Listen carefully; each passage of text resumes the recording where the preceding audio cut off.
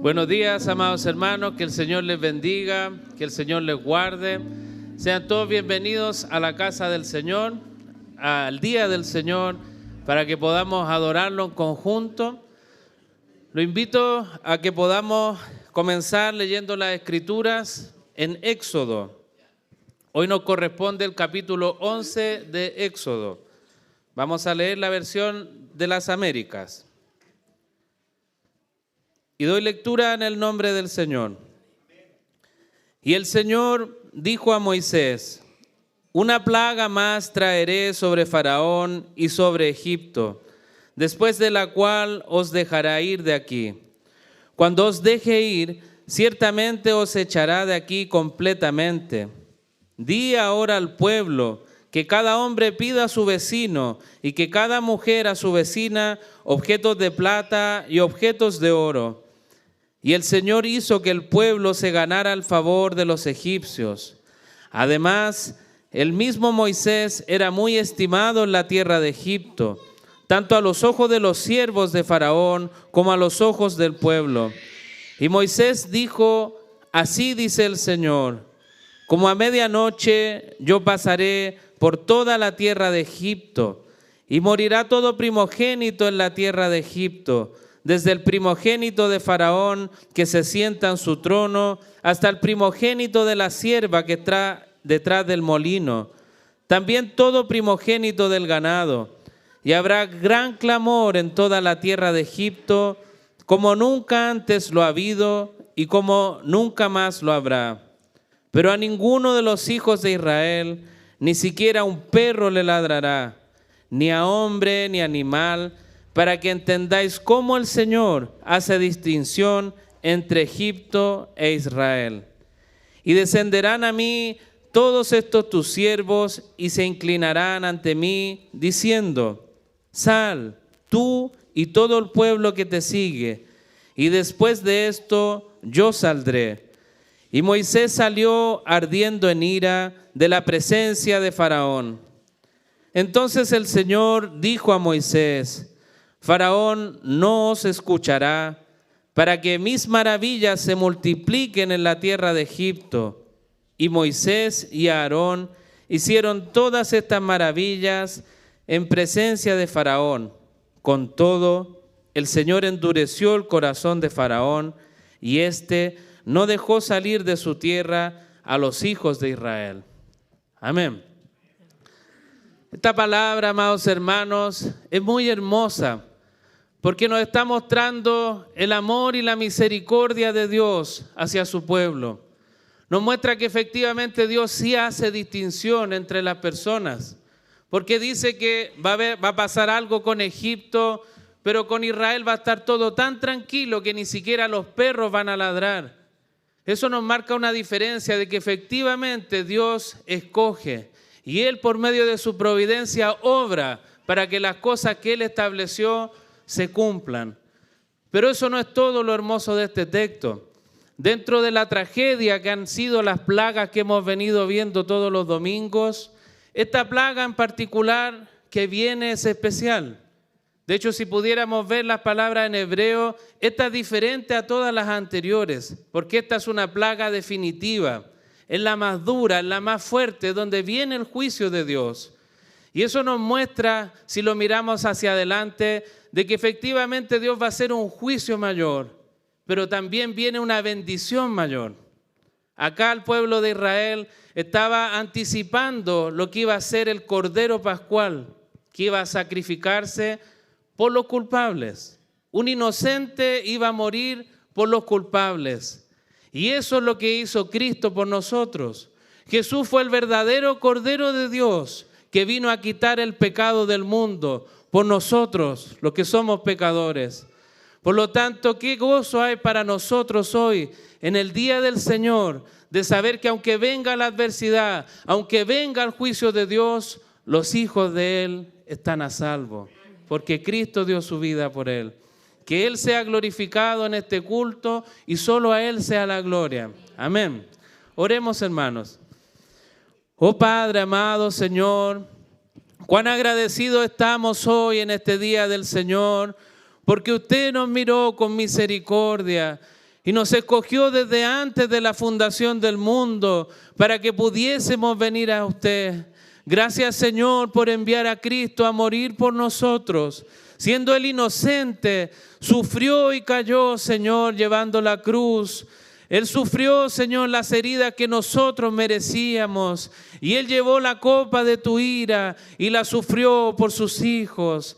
Gracias, Señor, porque somos tus hijos. Gracias porque podemos reunirnos como un pueblo santo para alabarte y bendecirte en este culto de adoración.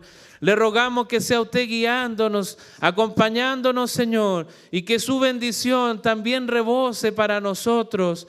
Que su Espíritu Santo sea llenándonos en este día y guiándonos también a poder entender el mensaje de tu palabra. Bendiga, pastor, también, Señor, que va a predicar en este día. Bendiga a mis hermanos de alabanza y bendiga a todos los hermanos que están sirviendo, Señor, y no se ven acá adelante. Que toda la gloria sea para usted. Gracias, Señor. En el nombre de Jesús. Amén. Que el Señor les bendiga, hermanos.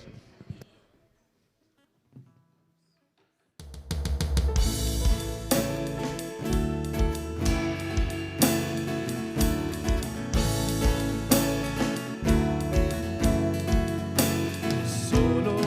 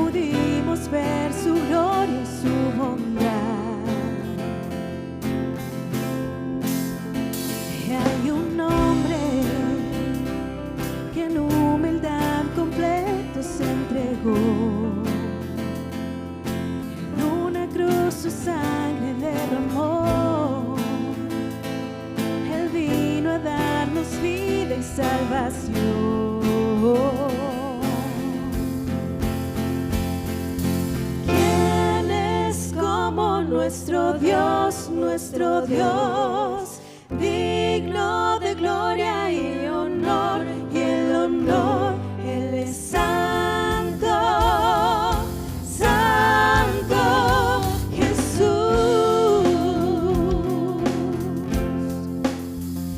Y hay un nombre que derrotó la muerte con poder.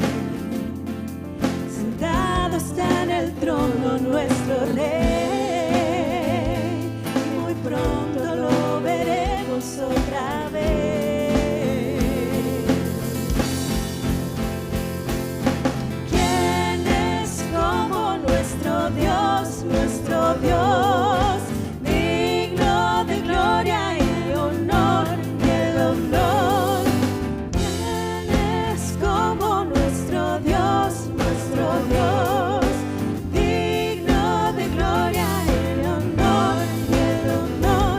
Él es santo, santo, santo, santo Jesús.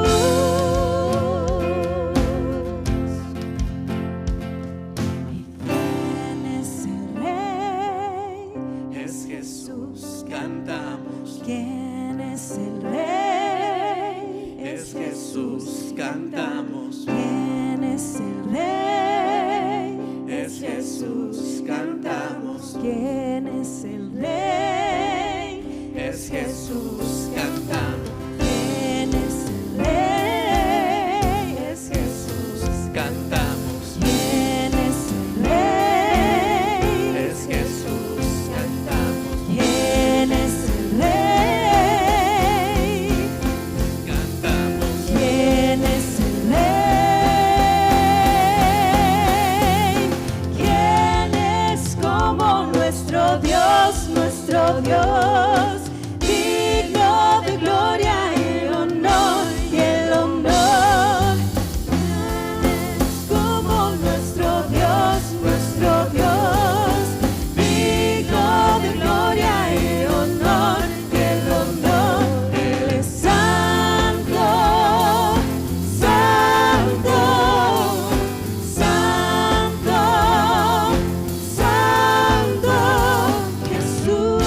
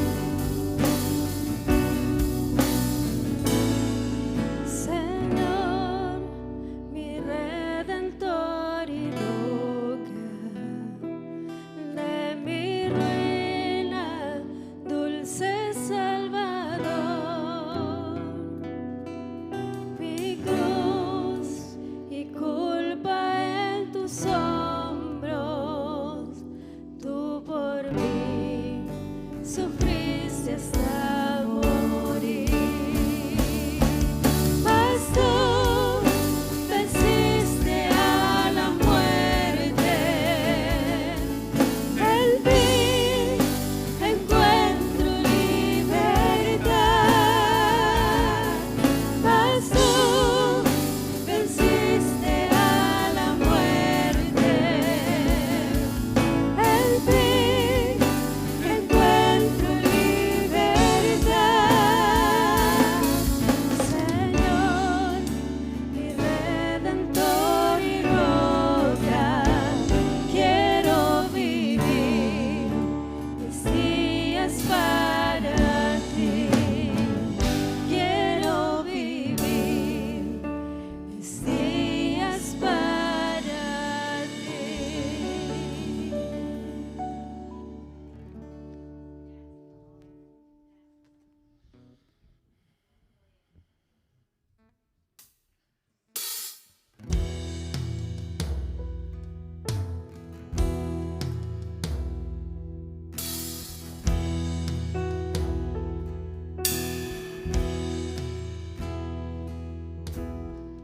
Seguro en Cristo viviré. Mi vida está escondida en Él. Lo viejo atrás dejé. Solo por Cristo.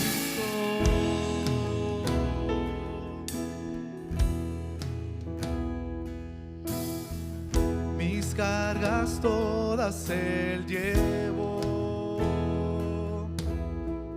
de su justicia me vistió, soy nueva creación,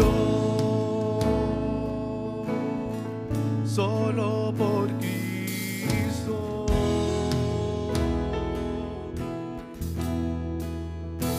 Oh, gloria doy al que murió por mí y en una cruz me quiso redimir. Solo por la cruz mis pecados Él borró.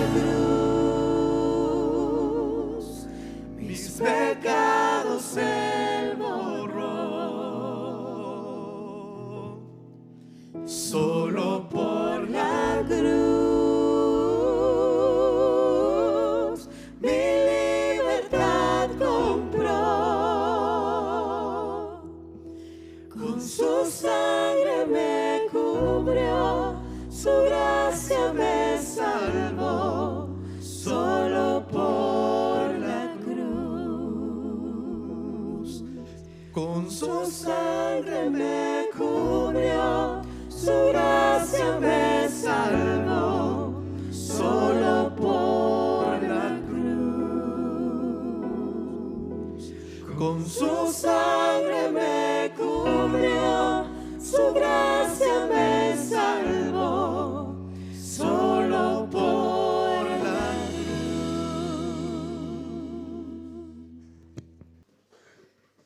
Bien, buen día hermanos y hermanas, ¿cómo están?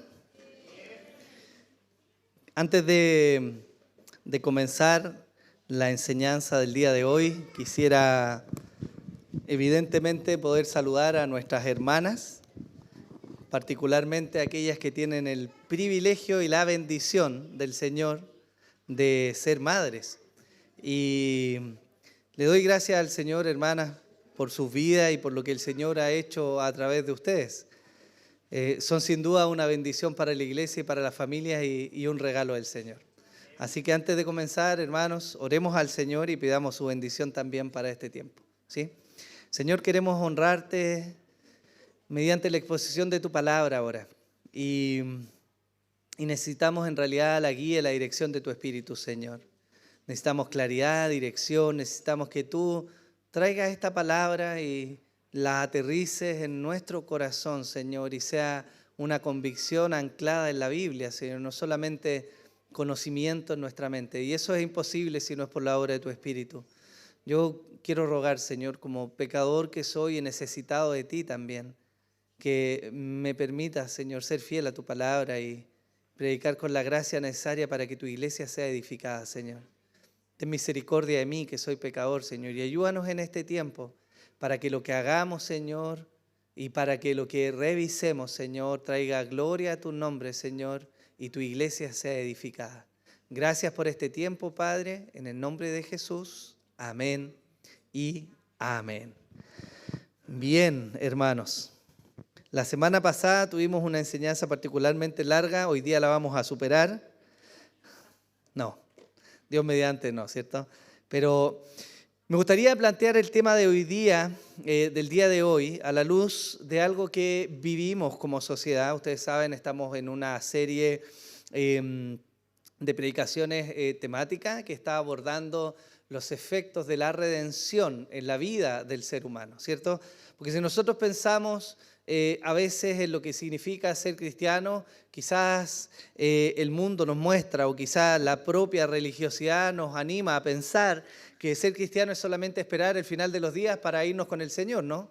Pero la verdad que la vida cristiana es mucho más rica y es mucho más poderosa y tiene un alcance mucho más grande en esta vida, en este mundo caído, en todas las áreas de la vida. Y hemos venido hablando en distintas áreas de la vida en las cuales el Evangelio no solo nos informa, sino transforma el corazón y nos hace a la imagen y semejanza de Jesús para acompañar nuestro testimonio y la predicación con una vida consecuente y coherente a la luz de la santidad del Señor. Eso es lo que hemos estado viendo. Y el día de hoy me gustaría hablar de uno de los temas más polémicos que hay en nuestra época, y que es realmente un peligro de cara a nuestra sociedad, a la vida que vivimos y particularmente a nuestros hijos. Y ese tema es la sexualidad y cómo se entiende.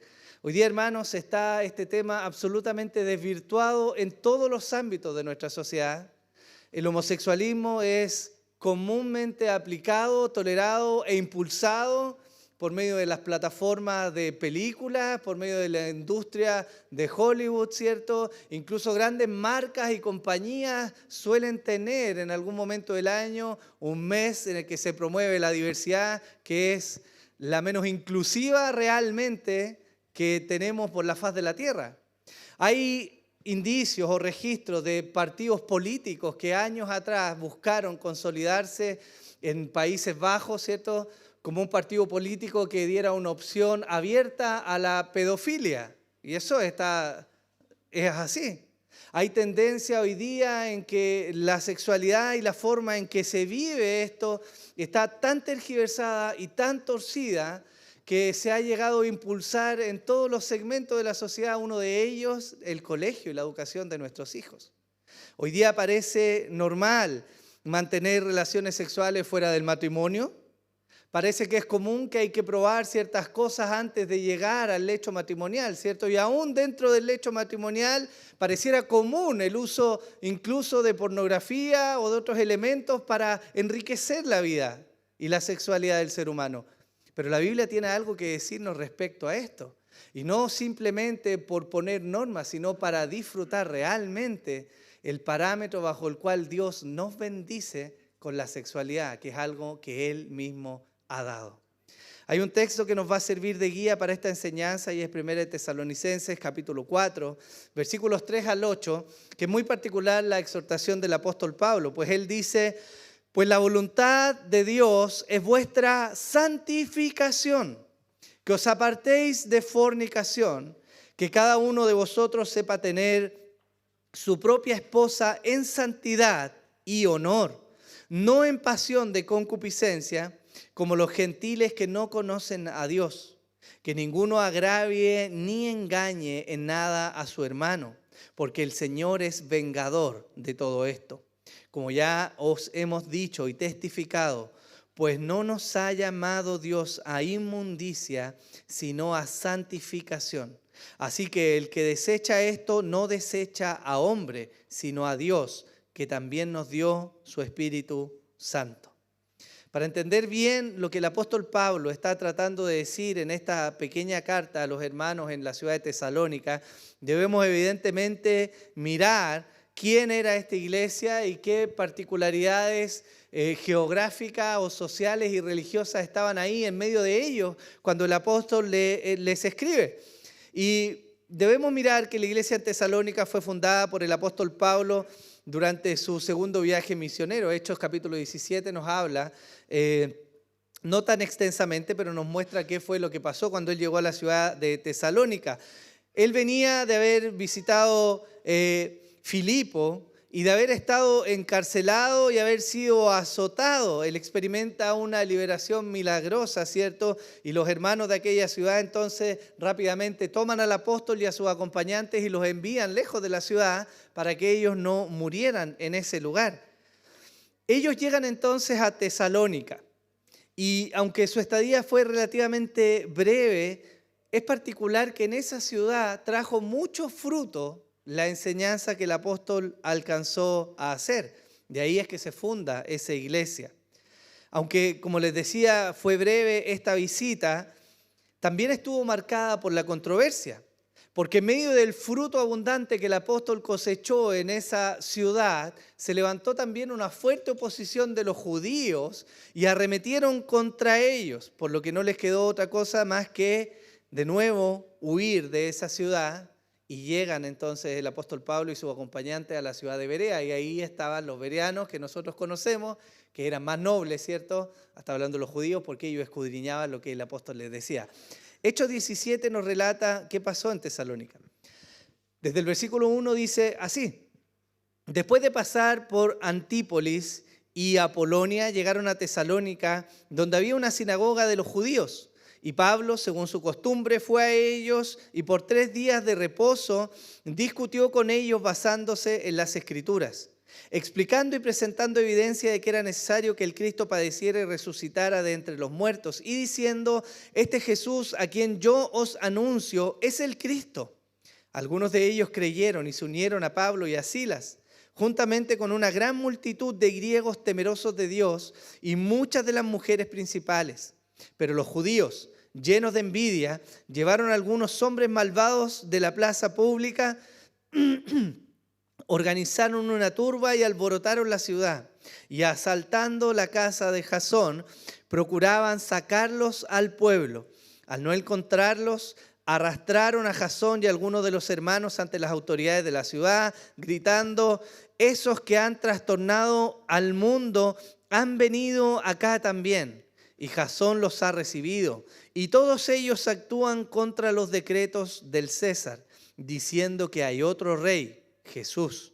Y alborotaron a la multitud y a las autoridades de la ciudad que oían esto. Pero después de recibir una fianza de Jasón y de los otros, los soltaron. Enseguida los hermanos enviaron de noche a Pablo y a Silas a Berea, los cuales al llegar fueron a la sinagoga de los judíos. Ese es el primer paso del apóstol por la ciudad de Tesalónica y es lo que da origen a la iglesia que se funda en ese lugar. Ahora, es particularmente interesante lo que el apóstol Pablo comparte a los hermanos cuando les manda su primera carta. Él reconoce que ellos han sido llamados por el Señor, también reconoce el poder transformador del Evangelio, les da esperanza de cara a la venida de Cristo, a su segunda venida.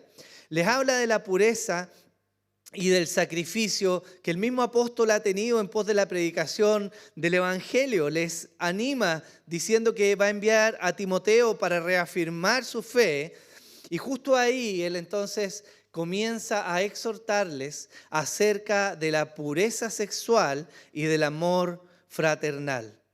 La ciudad de Tesalónica, hermanos, era la más importante de la provincia de Macedonia. Y su ubicación geográfica había hecho que fuera una ciudad realmente grande. Algunos hablan de cerca de 100.000 habitantes para la época. Hoy día pues algunos puede ser pequeño, pero para una ciudad de esa época era bastante la gente que vivía ahí. Esa ciudad quedaba cerca del mar Egeo y por ahí pasaba la vía Egnatia, una ruta comercial que conectaba Occidente con Oriente. Lo que quiere decir que no solo era importante, sino que además era una fuente de diversas religiones y credos filosóficos que llegaban a la ciudad de Tesalónica.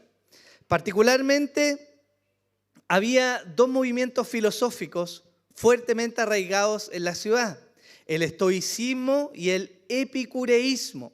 El estoicismo enfatizaba la racionalidad, la autodisciplina y el deber como el motor de su entendimiento del destino ineludible.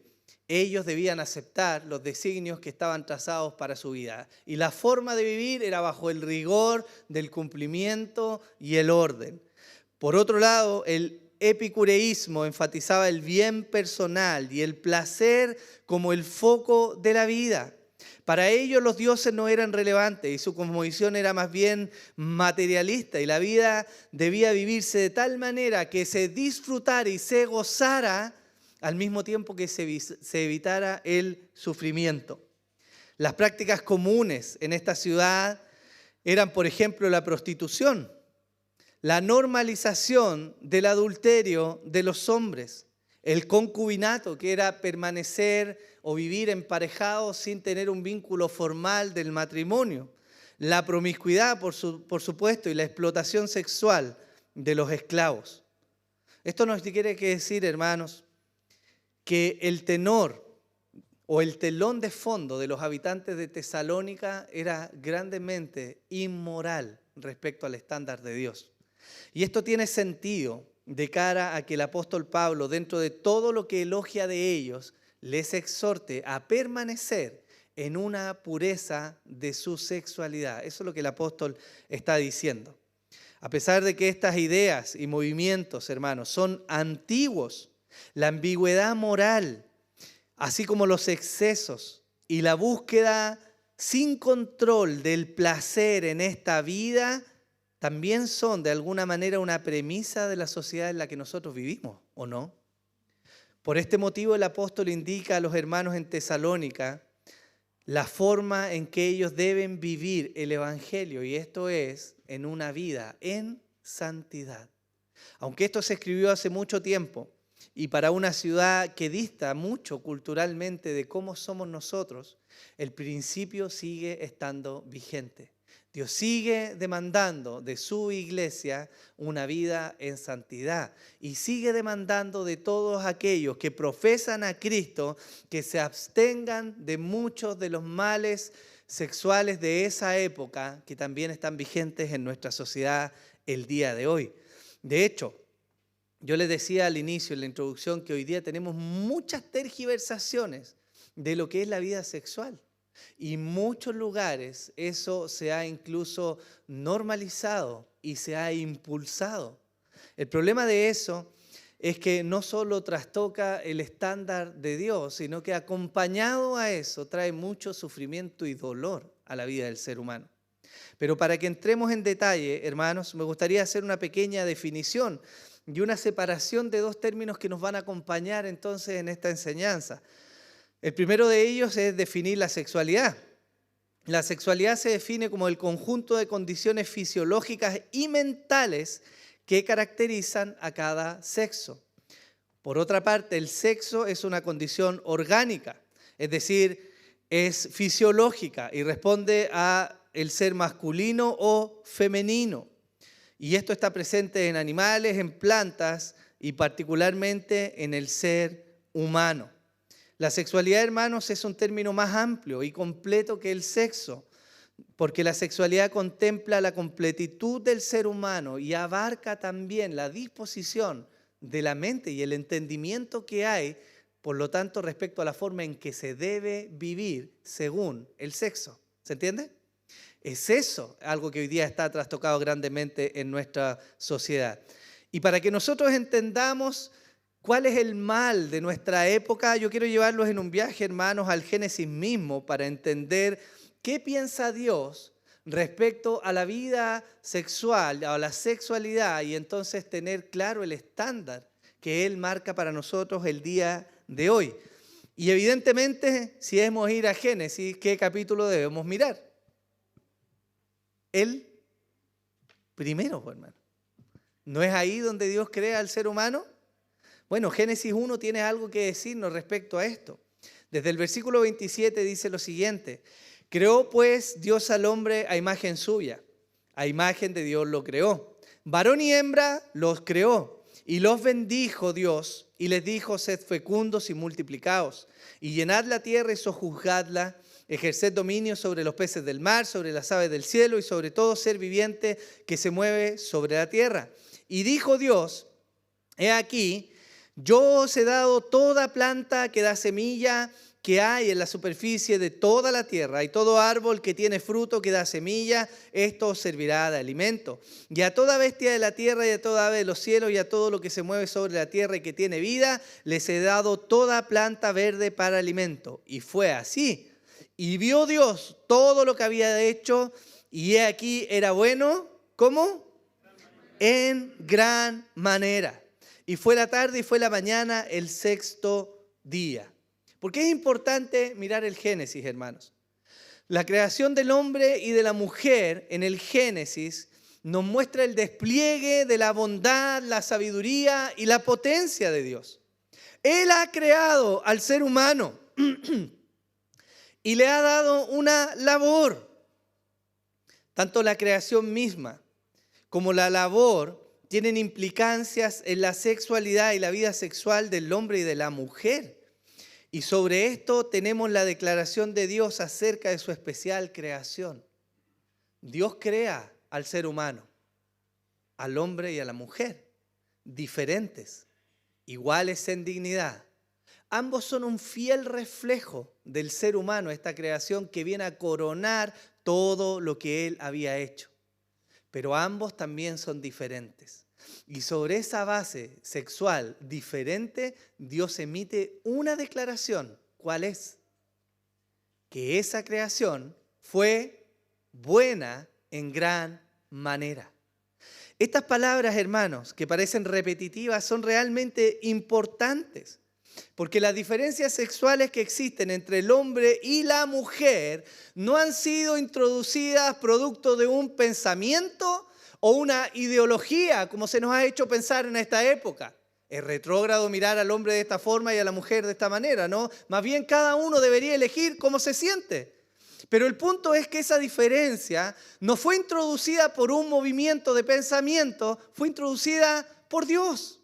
Y la declaración de Dios sobre eso y sobre esas diferencias es que eso es bueno en gran manera. Por lo tanto, la sexualidad que deriva del rol o del sexo que Dios ha aplicado a cada ser humano, hombre o mujer, también es bueno según ese parámetro. El desarrollo de la sexualidad, hermanos, responde al sexo de cada persona, pero responde también al diseño creativo de Dios. El problema se nos introduce después de este relato, porque Adán y Eva son creados de manera perfecta y gozan delante del Señor, de esta preciosa nueva creación. Pero justo luego de esto nos encontramos con un evento que afecta a toda la historia de la humanidad, y esto es la caída. Génesis 3, del 1 al 7, nos dice lo siguiente: y la serpiente era más astuta que cualquiera de los animales del campo que el Señor Dios había hecho, y dijo a la mujer: ¿con que Dios os ha dicho, no comeréis de ningún árbol del huerto? Y la mujer respondió a la serpiente: del fruto de los árboles del huerto podemos comer, pero del fruto del árbol que está en medio del huerto ha dicho Dios, no comeréis de él, ni lo tocaréis, para que no muráis. Y la serpiente dijo a la mujer: ciertamente no moriréis, pero Dios sabe que el día que de él comáis serán abiertos vuestros ojos y seréis como Dios, conociendo el bien y el mal. Cuando la mujer vio que el árbol era bueno para comer y que era agradable a los ojos y que el árbol era deseable para alcanzar sabiduría, tomó de su fruto y comió, y dio también a su marido que estaba con ella, y él comió. Entonces fueron abiertos los ojos de ambos y conocieron que estaban desnudos, y cosieron hojas de higuera y se hicieron delantales. Lo que vino desde ese punto en adelante es tragedia tras tragedia. Génesis 4 nos muestra, Génesis 4:19 nos muestra, por ejemplo, que había un hombre que se llamaba Lamec, que fue descendiente de Enoc, que tomó a 2 mujeres para sí mismo. Fue el primero en practicar la poligamia y quebró así el diseño de la exclusividad marital que Dios le había dado al ser humano. Génesis 2:24 nos deja registro de esto. Por tanto, dejará el hombre a su padre y a su madre y se unirá a su mujer y serán una sola carne. Un hombre, una mujer, una sola unión, una sola carne. ¿Qué vulneró Lamec? La exclusividad de la vida matrimonial. ¿Cómo vendrían a ser una sola carne 3 personas? ¿Acaso eso es posible? Evidentemente no. No pueden 3 personas ser una sola carne. El diseño de Dios contempla la unión de un hombre y una mujer. Pero solo algunas generaciones después de la caída ya vemos esta perversión y esta tergiversación del buen diseño de Dios. ¿Aplicado a qué? Particularmente a la sexualidad del ser humano. Pero el libro de Génesis sigue relatándonos diversas instancias y diversos episodios a través de los cuales nosotros vemos cómo la caída llegó a afectar esta área tan relevante para el ser humano. En Génesis 6 se nos dice que los hijos de Dios comenzaron a casarse guiados por sus deseos carnales. En Génesis 9 se nos dice que Noé es deshonrado en la exposición de su desnudez por uno de sus hijos. En Génesis 16 se nos muestra que Abraham toma a Agar como concubina y comete adulterio, y además su esposa lo anima, lo empuja. Después también en Génesis 19 vemos que los habitantes de Sodoma y Gomorra querían violar a los ángeles de Dios que habían llegado a la ciudad. Ahí mismo vemos que después las hijas de Lot abusan de su padre, cometen incesto para tener una descendencia. Génesis 29 nos muestra que Jacob practica también la poligamia con Lea y con Raquel, y él mismo comete adulterio con las siervas de estas y tiene hijos. Génesis 34 nos muestra que Siquem toma a la fuerza a Dina y abusa sexualmente de ella. Génesis 35 nos dice que Rubén mantiene relaciones sexuales con Bilha, que era concubina de su padre. Y Génesis 38 termina con Judá teniendo relaciones sexuales con su nuera pensando que era una prostituta. Génesis es un abanico que nos muestra con claridad cómo la caída llegó a afectar algo tan precioso como la vida sexual del ser humano. Y nos muestra diversas tergiversaciones que ya habían en esa época. Todas estas muestras de inmoralidad se entrelazan entre el hermoso relato que Génesis nos va mostrando. Y todo esto viene a ser, hermanos, una muestra de cómo el pecado efectivamente ha afectado la sexualidad de los seres humanos, aún de aquellos que han sido llamados por Dios. Porque la historia del Génesis no nos relata el tenor de la vida lejos de Dios. Nos habla de hombres en la historia de Dios, hombres y mujeres, que aún así se vieron afectados por esto. A nivel global, nosotros vemos que de alguna manera el pecado comienza a normalizarse. La poligamia se hace algo normativo de alguna manera para la vida del pueblo. Y aunque lo vemos practicada por muchos hombres de Dios a lo largo de la historia, no hay un solo versículo en el cual Dios se pronuncie y diga yo apruebo esto. Ninguno, ¿cierto? A nivel local, cada historia que yo les mencioné estuvo llena de dolor y sufrimiento. Piensen en esto, por ejemplo, que es algo interesante para meditar respecto a la sexualidad y cómo está tergiversada. Piensen en lo que pasó con Jacob y Raquel. Algunos pueden leer esta historia y pensar que se les está relatando un poema acerca de la perseverancia en alcanzar el amor de su vida. Algunos han visto este relato y llegan a decir, luego de 14 años de trabajo pesado y de un engaño, aún frente a las adversidades, las desventuras y los menosprecios, Jacob logra alcanzar a la mujer que amaba. ¡Qué bella historia! Pero la historia no es así. La verdad es mucho más diferente y amarga de lo que este pensamiento poético nos hace pensar. Es trágica esta historia. Lea fue duramente menospreciada, abandonada y herida por largos años por la indiferencia de su marido. Alguno podría pensar, bueno, pero él fue engañado. Pero él venía de una estirpe particular.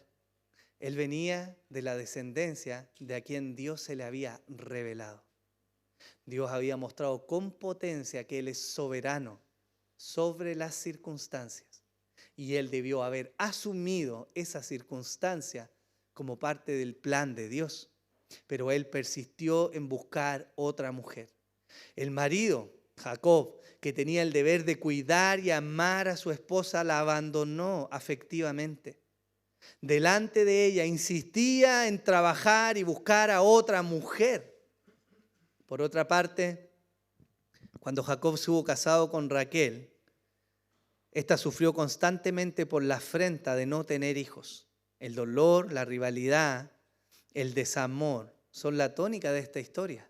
Lejos de ser un poema que nos anima a buscar ese amor, ¿cierto?, esa media naranja que hay que buscar por la vida así tan intensamente, lejos de ser ese relato, la historia de Jacob, Raquel y Lea nos muestra lo amargo que es el pecado y lo duro que paga.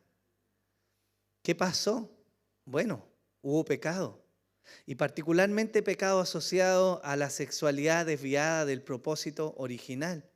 Pero no es la única historia que está enmarcada en esto y que nos muestra sufrimiento. Piensen en la hija de Lot, una pequeña virgen que es ofrecida delante de una multitud de pervertidos que lo único que querían era abusar sexualmente de los hombres que estaban ahí. Y este hombre la arroja y dice, bueno, hagan con ella lo que quieran, pero no le dañen a estos hombres, ¿cierto? Y aún parece algo loable. Pero hermano, es terrible ese relato. Agar sufrió asimismo el destierro luego de la rivalidad que tuvo con Sara. Lot tuvo que cargar con la afrenta de sus hijas y fue padre de sus propios nietos. Dina se vio cruelmente abusada.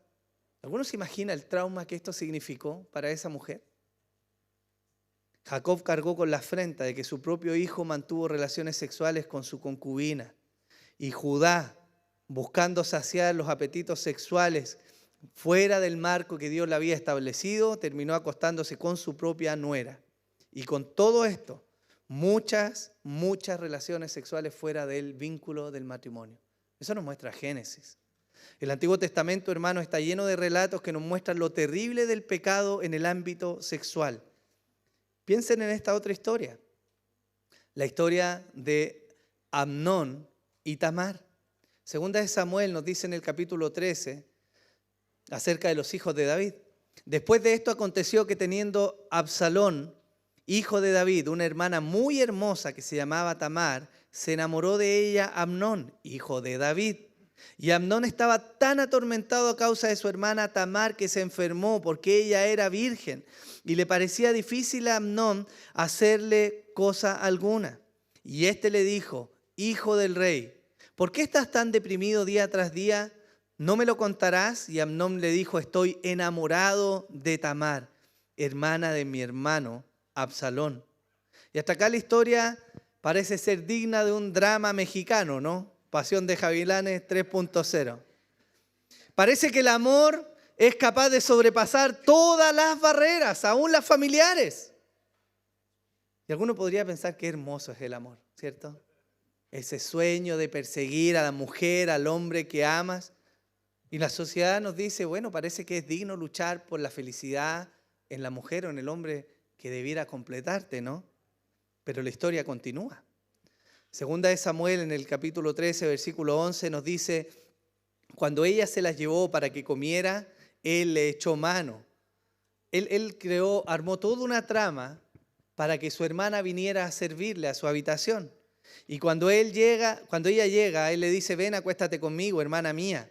Pero ella le respondió, no, hermano mío, no abuses de mí, porque tal cosa no se hace en Israel, no cometas esta infamia. Pues ¿dónde iría yo con mi deshonra? Y tú serías como uno de los insensatos de Israel. Ahora pues te ruego que hables al rey, que él no me negará de ti. Pero él no quiso escucharla, y como era más fuerte que ella, la forzó y se acostó con ella. ¿Qué hizo Amnón con su hermanastra? Él abusó de ella. El versículo 19 del mismo capítulo nos dice, entonces Tamar se puso ceniza sobre la cabeza, rasgó el vestido de manga larga que llevaba puesto y se fue gritando con las manos sobre la cabeza. Amnón, dominado por una desviación de su sexualidad, se obsesionó tanto y de tal manera con su hermanastra que terminó abusando de ella. Ni el ruego de su hermana, ni el honor que tenía a causa de ser hijo de David, ni el nombre del Señor frenaron su pecado. ¿Y qué ocurrió luego? El relato bíblico nos cuenta que fue tal la magnitud del pecado de Absalón, hermano de Tamar, que Absalón vio este pecado y va donde su padre y le exige que él haga algo con su hijo Amnón. Pero aquí nos vemos con un rey que, a pesar de ser un hombre de Dios, fue negligente en su actuar. Y la negligencia suya escaló de tal manera que llevó a su hijo Absalón a rebelarse por ver el sufrimiento de su hermana. Segunda de Samuel, capítulo 18, versículo 33, nos muestra el desenlace de esta historia mucho tiempo después de haber partido con esta desviación del deseo sexual de este hombre. La Escritura dice, y el rey se conmovió profundamente y subió al aposento que había encima de la puerta y lloró y decía mientras caminaba, hijo mío, Absalón, hijo mío, Absalón, ¿quién me diera haber muerto yo en tu lugar? Absalón, hijo mío, hijo mío. El pecado sexual, hermanos, no solo tuerce el buen diseño de Dios, sino que además es capaz de pagar amargamente, con mucho sufrimiento, a aquellos que se aventuran en este camino. Hermanos, ¿cuántas historias no hemos escuchado nosotros? ¿Cuántas veces no hemos visto fuera de las páginas de la Biblia acerca de venganza, de abandono, de frustraciones, de muerte y de tantas otras cosas más que son producto del desenfreno de la vida sexual de un hombre o de una mujer que no considera a Dios o no es capaz de poner freno a los deseos que tiene? Las palabras del apóstol Pablo a sus hermanos en la iglesia de Tesalónica, hermanos, no son un simple llamado al recato moral. Él no está buscando que ellos sean simplemente santurrones en esa iglesia. No es una fachada para parecer más santos. Es una advertencia respecto al pecado, al fruto que éste trae y a lo amargo que Dios ve esta situación.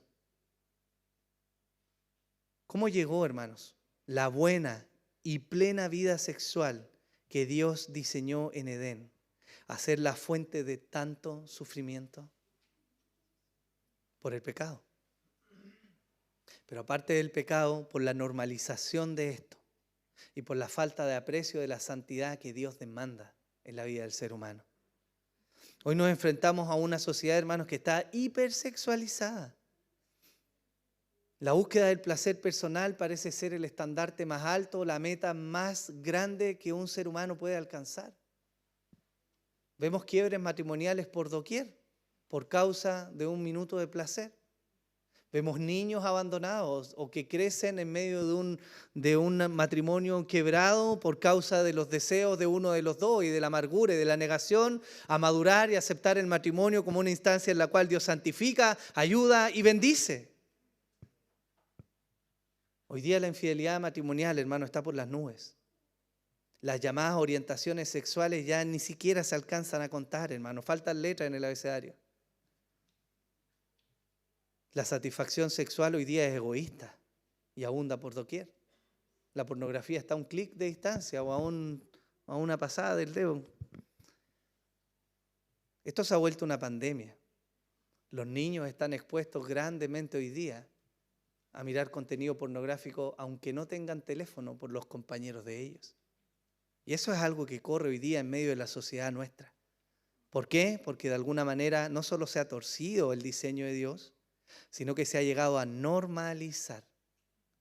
Basta con mirar, hermanos, como ejemplo, algunos segmentos de la sociedad japonesa, donde el morbo y el deseo por infantilizar la vida sexual se proyecta incluso desde los escaparates. Para muchos en la sociedad japonesa el ícono sexual al que desean aspirar es el de una joven y colegiala mujer. Eso pasa, hermanos, es real hoy día. Y esto es solo una muestra de cómo el pecado puede llegar a torcer tanto y a pervertir tanto la mente del ser humano que se llegan a cometer ese tipo de atrocidades. El apóstol Pablo en su exhortación a los hermanos de Tesalónica contrapone otro camino a la inmoralidad y es el camino de la santidad. Él demanda de los hermanos que vivan en santidad. Y esa palabra no se traduce sino como consagración o purificación. En el contexto bíblico, esta palabra se refiere a apartarse del pecado y de lo impuro para consagrarse a Dios. En la práctica, santificarse significa vivir para Dios. Y si han de vivir para Dios, significa entonces por implicación que viven según el diseño de Dios. Y pareciera que en algún punto de la historia, hermanos, dejamos de percibir el diseño de Dios como algo bueno y pensamos que el diseño de Dios es amargo o fome o que no es capaz de llenar cuando es precisamente todo lo contrario. Y eso es algo que incluso en las iglesias se ha infiltrado. La vida cristiana, hermanos, a la luz del sacrificio de Cristo, presenta un estándar de pureza en el uso de la vida sexual. Y esto es lo que se refleja en las palabras del apóstol Pablo.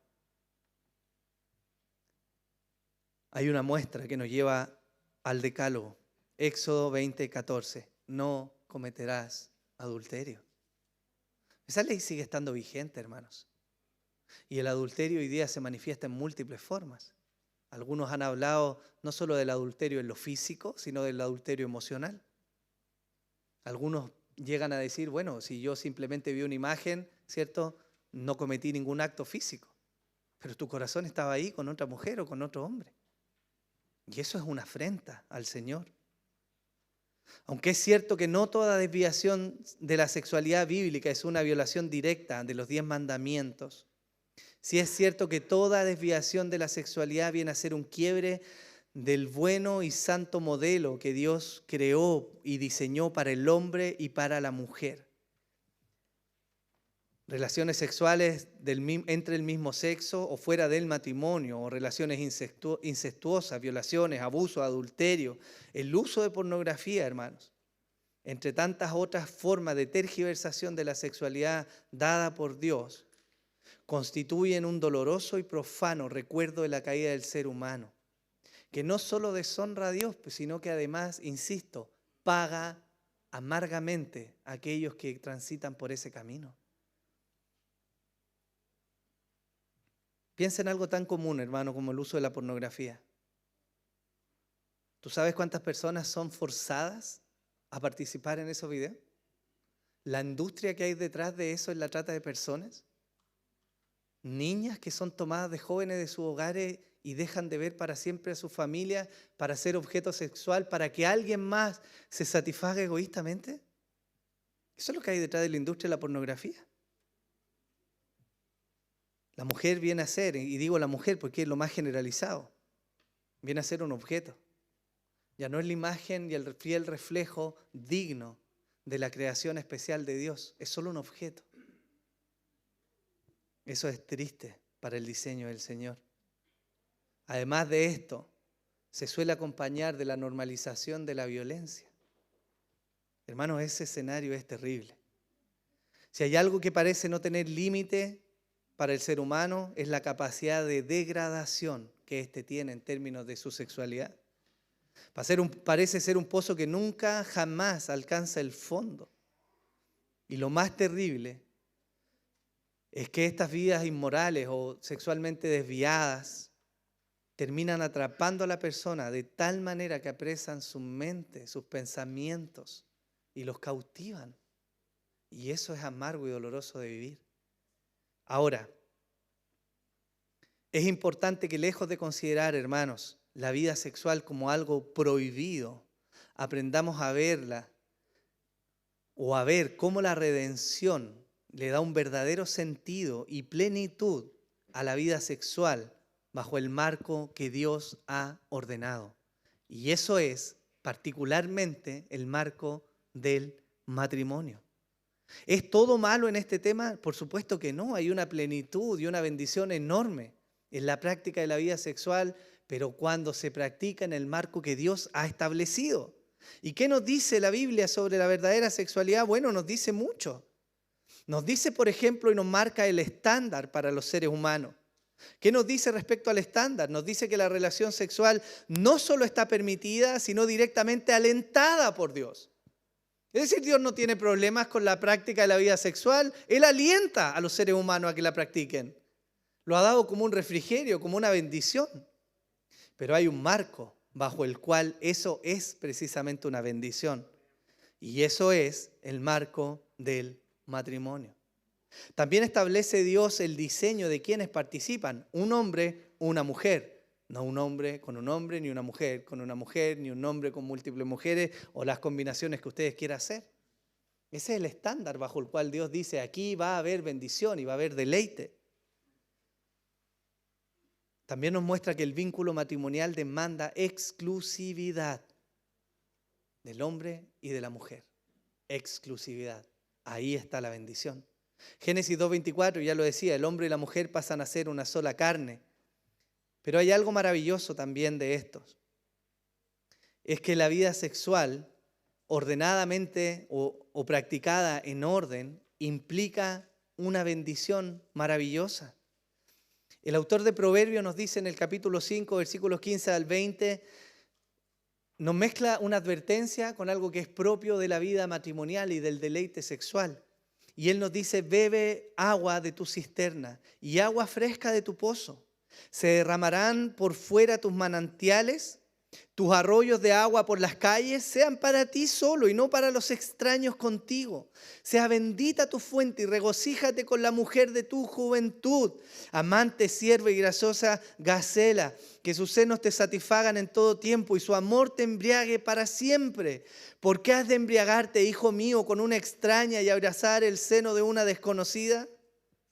El autor de Proverbios no solo nos advierte respecto a las relaciones fuera del matrimonio, sino que nos anima a hallar deleite y gozo y plenitud en la vida sexual dentro del vínculo del matrimonio. Y eso es una realidad. Hermanos, hay deleite, regocijo, hay plenitud en el marco del matrimonio. Pero aparte de eso, hay algunas cosas que nos deberían animar a permanecer allí, en este vínculo y en esta práctica sexual en el matrimonio. Algo muy hermoso que me ha cautivado del tiempo que logré entenderlo es que de alguna manera el matrimonio es capaz de volvernos a Edén. Piensen ustedes que una de las cosas que se quiebra en Edén cuando el hombre y la mujer caen es la relación entre ellos. Y su primera muestra es que ahora se ven desnudos y tapan su desnudez. Lo que la Biblia nos dice de ahí en adelante, por si a alguien le queda duda respecto a la desnudez de otros, es que Dios sistemáticamente condena y castiga el mirar la desnudez de otra persona. Pero en el vínculo matrimonial hay una excepción maravillosa. Porque si hay un lugar, una instancia y una persona sobre la cual se puede apreciar y disfrutar su desnudez sin ninguna culpa, es en el matrimonio. Por lo tanto, la práctica de la vida sexual en el matrimonio de alguna manera nos traslada al Edén antes de la caída, donde no hay ni culpa ni vergüenza, sino que estamos bien delante del Señor. Eso es maravilloso, hermano. En segundo lugar, el matrimonio es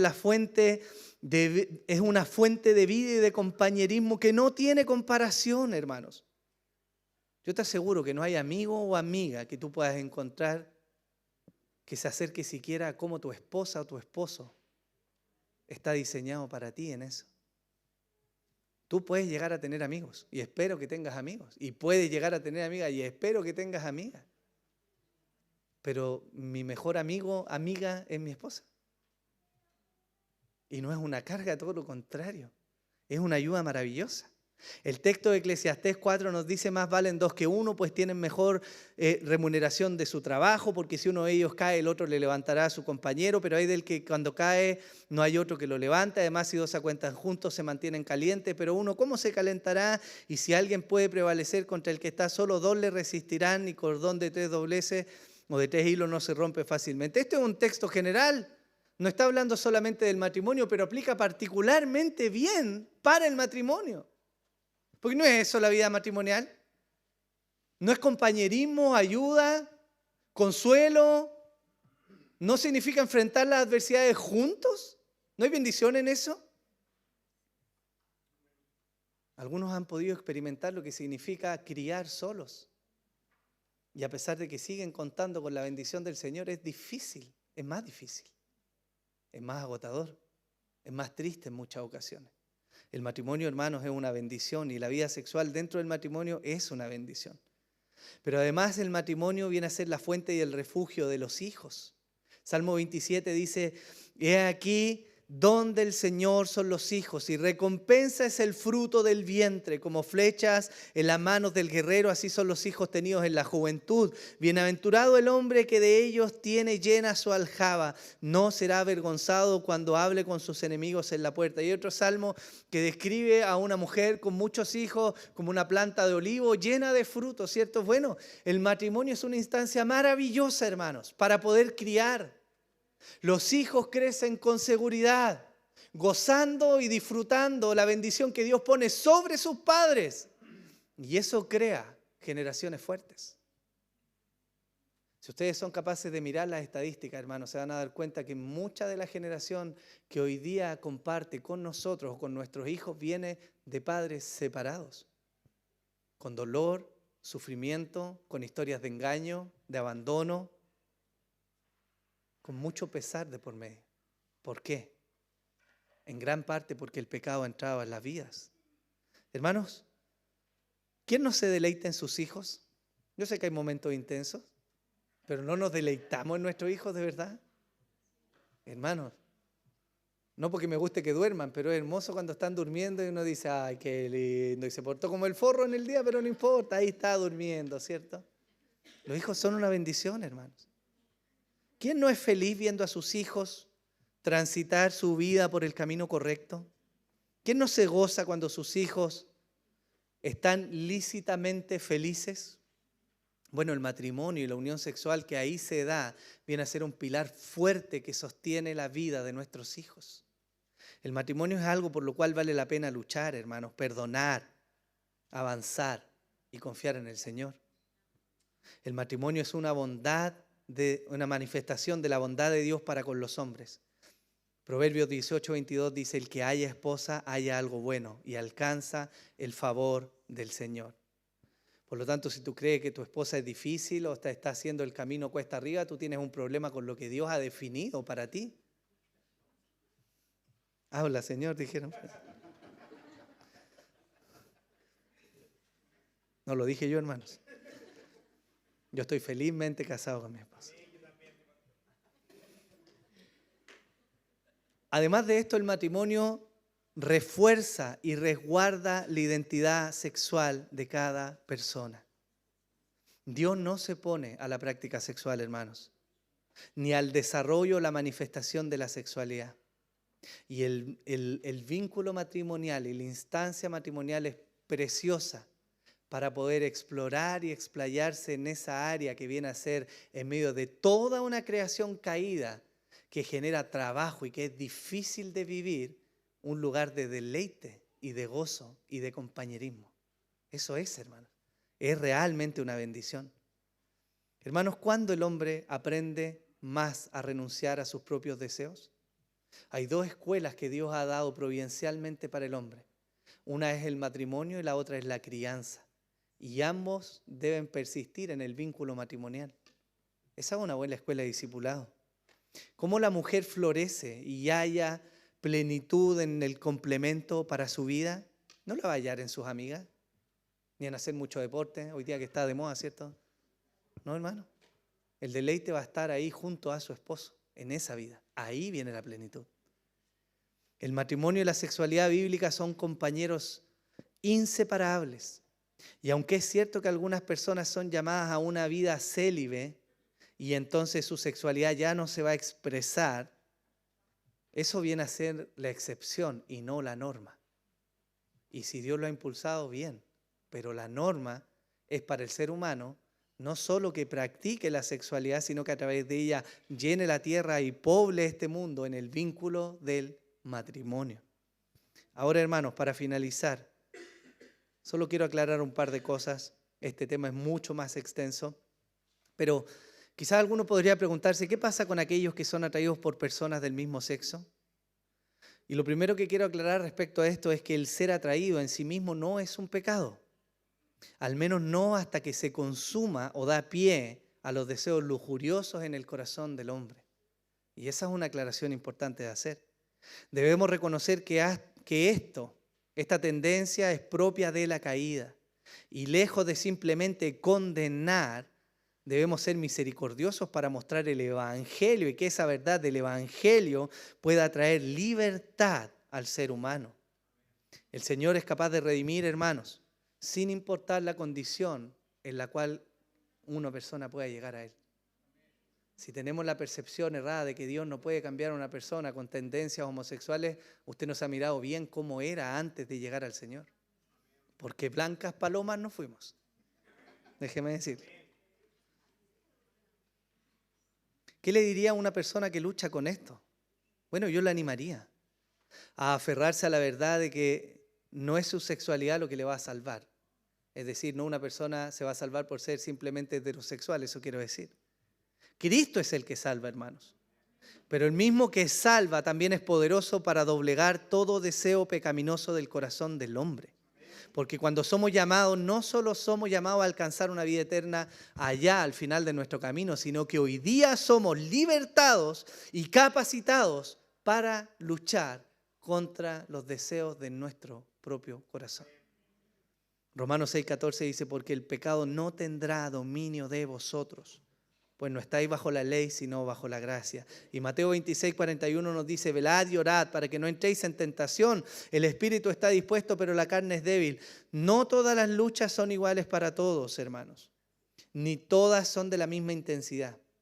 Pero todas han de lucharse igualmente a los pies de la cruz de nuestro Salvador. Orando, velando, rogando por misericordia y fortaleza. ¿Hay alguna seguridad en esto? Sí, hay una. Y es que nuestro Salvador va a venir en rescate de aquellos que claman a Él. Eso es algo ciertísimo.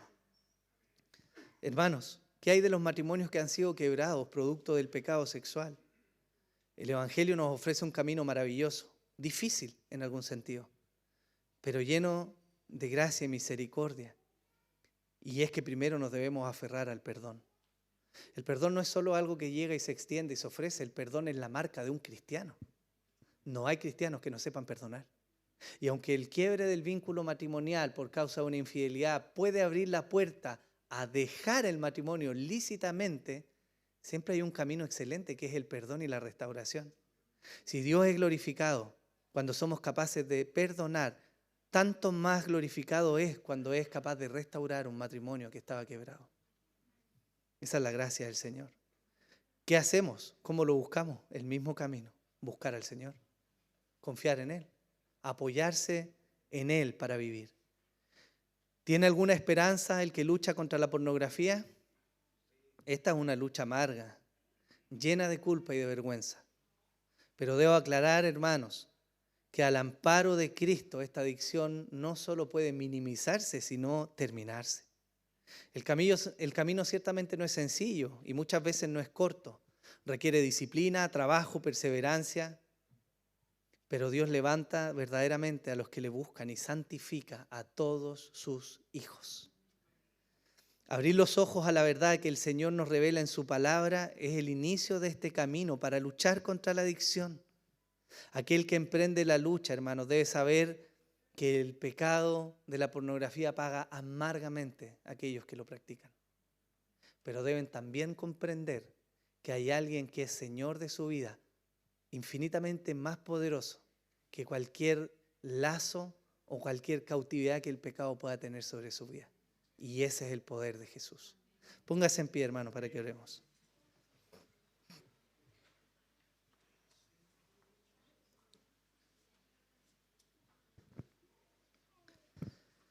Señor amado, tú eres realmente bueno, fiel y misericordioso, Señor. Y la verdad que nosotros, tu pueblo, Señor, este pequeño rebaño, no viene a ti, Señor, sin haber sido antes herido por las distintas cosas del mundo. Hemos pasado y hemos transitado por distintas situaciones, Señor. Y yo sé que tanto nuestro corazón como nuestras vidas han sido dañadas por el pecado. Muchas veces de otros y tantas más por nuestro propio pecado. Señor, también sé que nuestra mirada muchas veces se ha desviado del estándar que tú has demandado y de la santidad que pides de tu iglesia. Señor, pero nuestra oración a ti es que tú nos puedas levantar. Es que tú traigas restauración en medio nuestro. Es que tú puedas vendar los corazones quebrantados como tú mismo viniste a hacer en tu primera venida. Es que restaures nuestra mirada a apreciar la belleza y la bendición que hay en la sexualidad del vínculo matrimonial, Señor. Es que llenes de esperanza, Señor, a los jóvenes, Señor, que hoy día no están casados, Señor, pero que están esperando caminar ese camino. Señor, muéstranos lo bueno, lo deleitoso, lo maravilloso del matrimonio. Aliéntanos, Señor, a buscar apoyo y fortaleza en ti, Señor, y a practicar una vida que de verdad nos da plenitud y gozo en medio de tanto quebranto que vemos alrededor nuestro. Guárdanos, Señor, haznos temerosos de ti. Líbranos, Señor, de la impureza y de la inmoralidad sexual, Señor. No para ser mejores que otros, Señor, sino para vivir la vida que te agrada a ti, Señor. Y en ese estándar, entonces disfrutar de la plenitud y la bendición que tú das a tu iglesia. Señor, te amamos y te damos gracias por este tiempo. En el nombre de Jesús. Amén y amén. Vamos a cantar al Señor una canción, hermanos.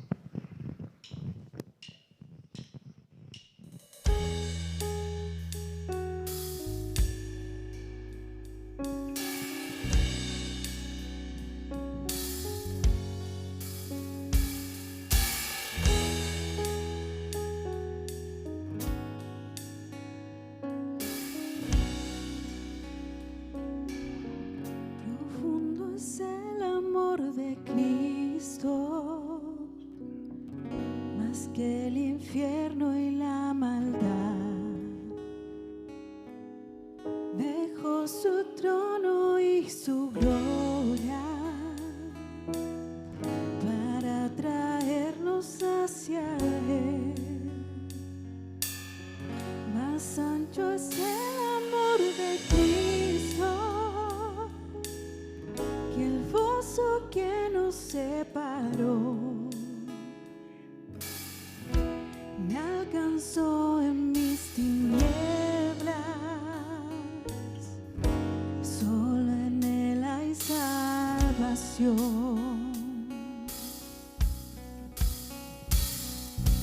Más profundo que el mar, más allá del cielo está tu amor, me bastará.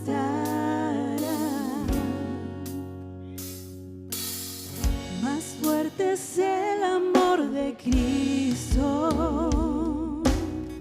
que mi enemigo más feroz. Me sostiene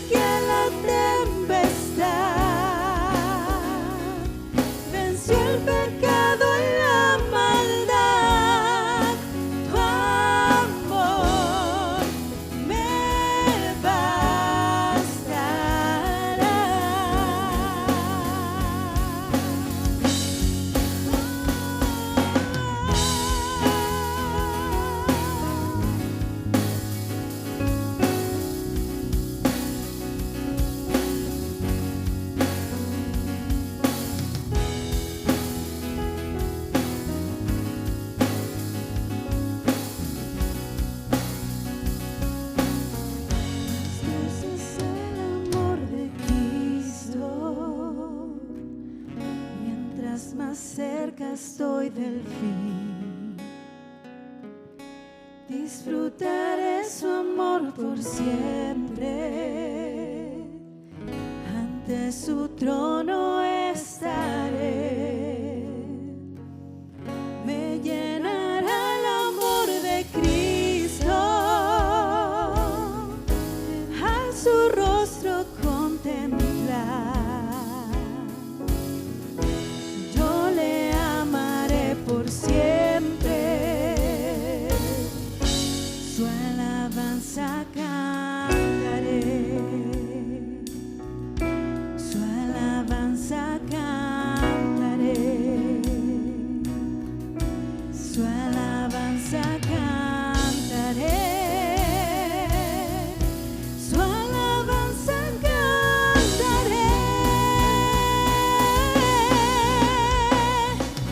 Más profundo que el mar,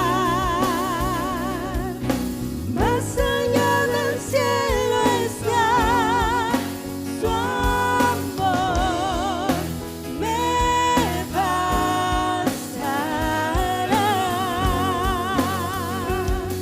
Más fuerte que la tempestad, venció el pecado y la maldad. Tu amor me bastará. Me bastará.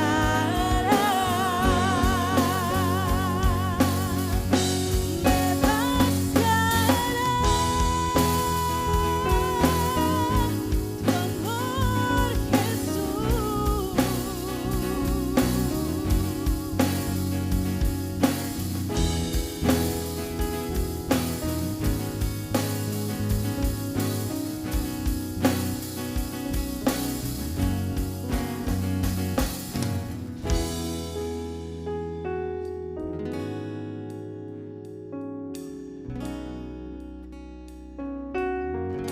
Suficientes para mí.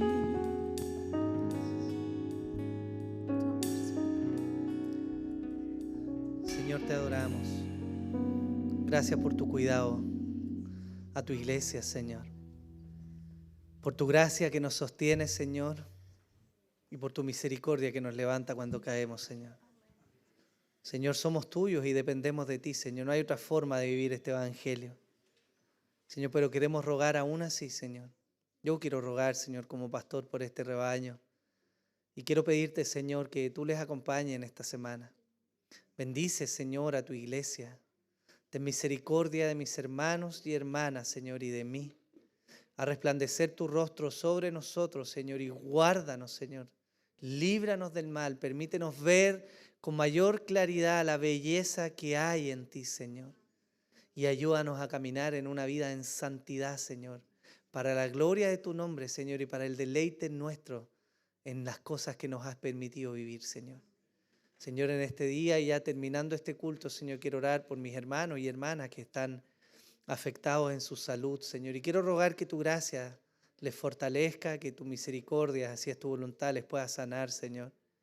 Pero que sobre todas las cosas puedas alentar su corazón y que nosotros como iglesia, Señor, podamos ocuparnos también de los que tienen necesidad, Señor, visitando, llamando, buscando, orando, Señor, para que tú fortalezcas la vida de nuestros hermanos. Señor, también en este día y de manera muy especial, Señor, quiero orar por todas mis hermanas, Señor, a quienes les has dado el privilegio de ser madres, Señor, algunas criando, Señor, otras ya habiendo terminado parte de su tarea. Señor, bendice a mis hermanas, Señor, alienta sus corazones, Señor, y fortaléceles, Señor, para perseverar en sus rodillas, Señor, rogando y orando por sus hijos, Señor, por la bendición que tú les has dado tener, Señor. Gracias por este tiempo y por este culto, Señor, en el nombre de Jesús. Amén y amén.